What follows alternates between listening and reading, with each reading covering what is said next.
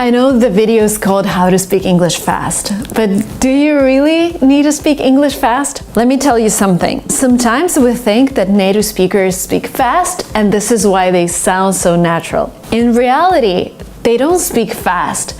They just connect all the words together, and instead of splitting them up, which sounds a little kind of slower, they just put them all together as if one sentence is one big word. They omit some syllables, they add some new sounds, and this is why they sound the way they sound. And sometimes it's hard for us to understand them just because they don't split up words, and we think that they're just speaking too fast. In reality, they're not. Today, I'm gonna teach you this technique. I'm gonna teach you how native speakers do it, so you can do it to sound more native, and so that you understand the mechanics behind kind of faster speaking, so you can understand native speakers.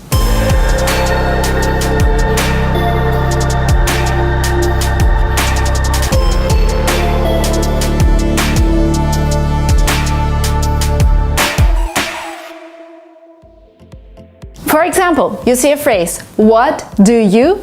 For example, in a sentence, what do you do? But Americans would never say like this, what do you do? They'll say, what do you do? What do you do? What do you do? So the speed, the pace is kind of the same. It's just connecting everything. What do you do?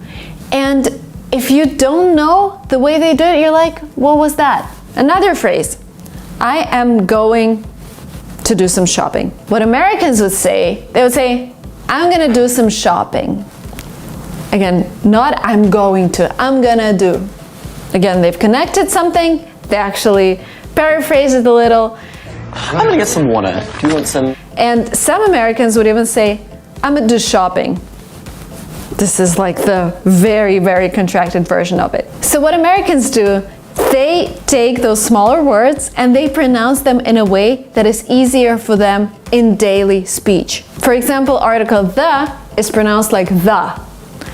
What's the weather today? So they don't say what's the weather today. They say they say what's the weather today. So it's the because it's easier.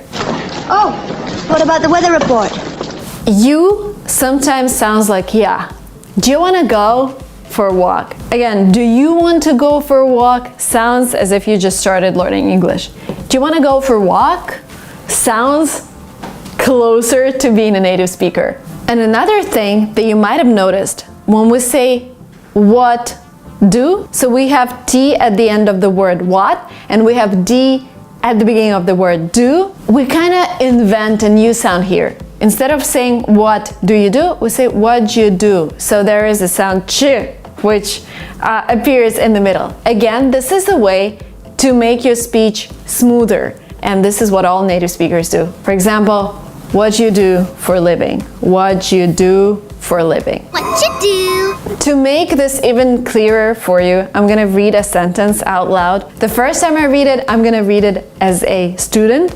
The second time I read it, I would try to read it as a native speaker. Let's do it. I am going to go out to Walmart.